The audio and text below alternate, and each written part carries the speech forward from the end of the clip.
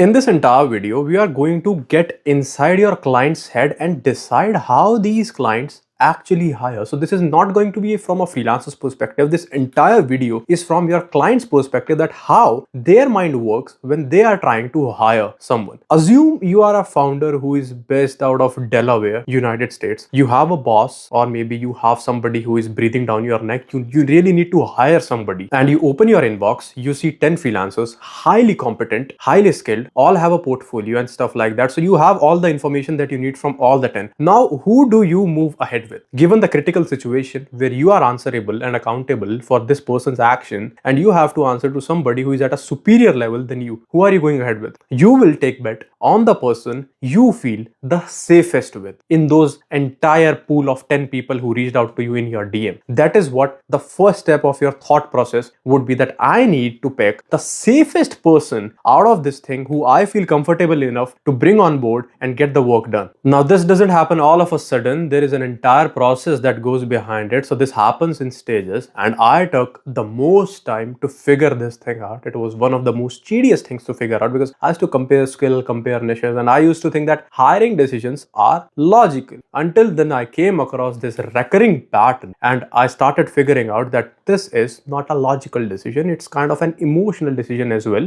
because you are getting somebody you feel comfortable enough and safe enough to bet on that this person is going to get the job done. Throughout the hiring process, the client's brain is asking random questions one after the other, and every question boils down to one single element: risk. The first question they ask you about is not your skill, it's about signal. That is this person even legit? Are they professional? What can I figure out about them? And this happens very fast. It doesn't take more than 10 seconds. They'll just go onto your email, website, or your LinkedIn, and they'll just browse through everything. The second step would be the surface step. So once they land onto your website or on your LinkedIn profile or any other social platform where you are, they then start surfacing the entire thing. They do a skim read of the entire thing, like what is the kind of comments you are making, what is the kind of content you are posting, and stuff like that. Once you are past that, they are going to move to the third stage of proof, that whether this person is in the industry for long enough, and this is the important one, have they ever solved the particular problem that I am facing at this exact moment. They want to see that. So as soon as they land on your social profile, they will be looking for case studies or stuff like that, where they can see that you are the right fit for the current position that they are hiring for. Then comes a question that most freelancers never thinks about, and that is, the client will then try to figure out how safe they feel with this particular person. The client would start asking about safety to himself, and this is where most of the communications happen. And this stage comes when the client is in talks with you. They want to know about your processes, not that because they are too interested in your process, because when they know about your processes, it becomes easy to eliminate the fear element that they have, because they know that you are running a smooth operation. Remember one thing: a client who feels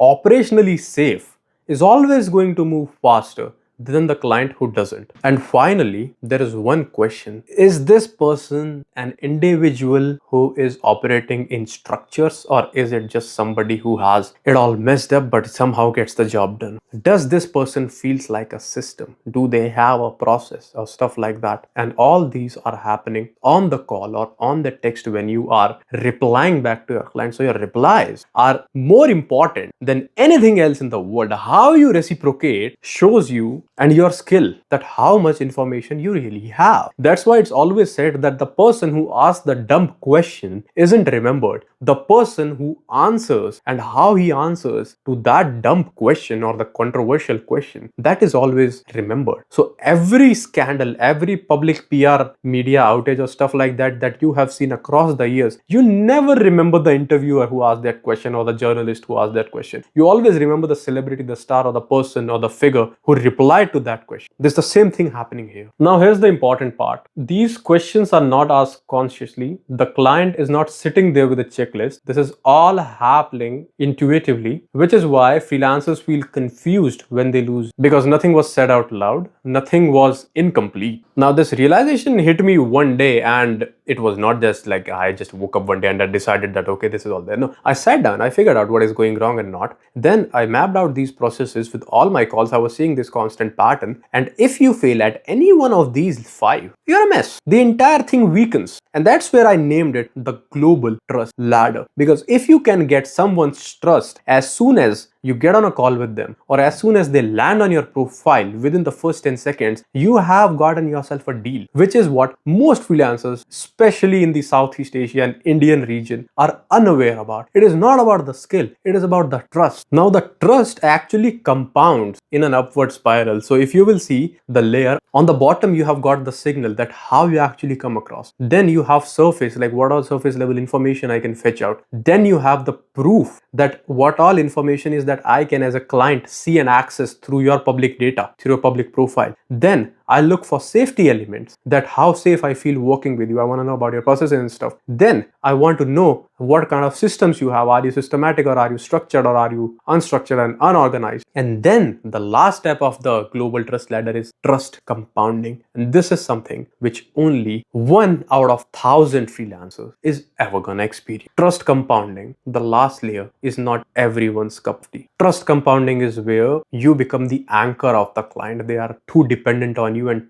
you are too good to be just let go. Now, this is not a checklist. This is how the entire service-based industry is operating. This is the framework that the top 1% has figured out, and now you have access to it as well. Now, suddenly you will realize why your conversion rate is low, why that client who felt too good on the call didn't convert it, why after sending out your pitch, people are not replying to you, why after showing initially interest, they are ditching out in the middle of the process. Everything, every confusion that you possibly have is solved at this point if you have heard what I have just said. Let me tell you one hard fact about the international markets. The clients do not give an utter crap about your confidence. They do give all the crap in the world about your sequence. So if you are charging money, you are just saying out things randomly without a sequence, you need to sort that thing out on priority. So you realize these are the things that you actually need to focus on, and this is the exact hiring process that every global firm, every global person uses. This is literally what I use to hire people. This is literally people who hire me. They use this is the same methodology, and over time I'll be covering all the elements in absolute detail, because this seems like a very simple 6-step process. Every step has further more implications and consequences and subsets that once you map that all out, you will be like, oh God, I know now why this thing doesn't work out for me, why I am facing these rejections that I'm facing, because you will have the answer to every problem. You have most of the answers sorted right now. Like if you just write down signal, surface, proof, safety, system, trust compounding. Even if you remove trust compounding and you just focus on the first 5 and you go through all the calls, you'll get to know exactly where you're going wrong. And that brings me to, I have been putting out such crazy good editions of the newsletter, and if you are not taking it, because every Wednesday at 12 p.m. I'm dropping a strategic insight that you can directly implement in your business and scale it up. And the newsletter is absolutely free. The link is in the description, gtladder.com. Go over there. You just have to enter your email and you are sorted. I'll see you in the newsletter.